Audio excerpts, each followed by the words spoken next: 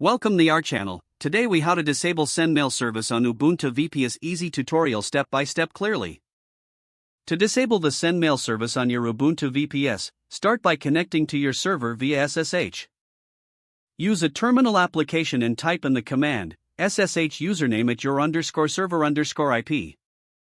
Replace username with your actual username and your _server_IP with your server's IP address. Once connected, enter your password when prompted. Next, check the status of the Sendmail service by typing sudo systemcll status sendmail. This command will show you whether the service is currently running. If Sendmail is active, proceed to stop the service by typing sudo systemcll stop sendmail.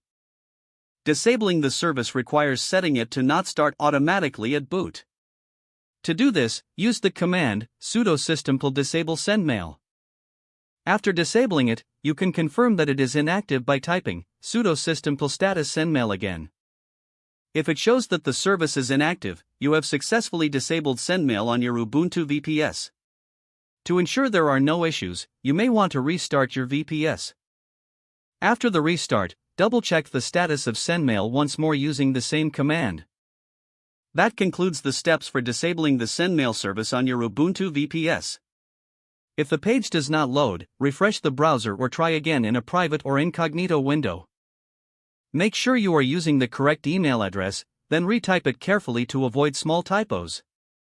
If your password is not accepted, use the reset option and create a new strong password you can remember. Check your spam folder for verification or security emails, then complete any requested confirmation steps. Enable two-factor authentication if available to improve account security and reduce unauthorized access risk. After signing in, review your profile details so your contact information and settings are accurate and current. If you see an error message, note it down and try again after restarting your device and internet connection. Log out when you finish, especially on shared devices, to keep your account and payment information secure. If the page does not load, refresh the browser or try again in a private or incognito window. Make sure you are using the correct email address, then retype it carefully to avoid small typos. If your password is not accepted, use the reset option and create a new strong password you can remember.